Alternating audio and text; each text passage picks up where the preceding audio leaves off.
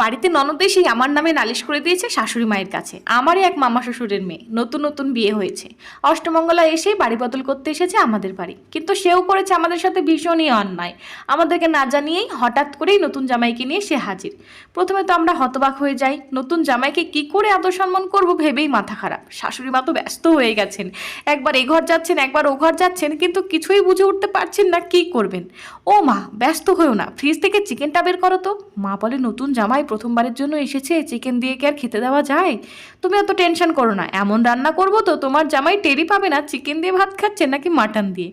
আর যা গাছপাতা রান্না করার মানে শাকসবজি, তুমি সাইডে করে নাও।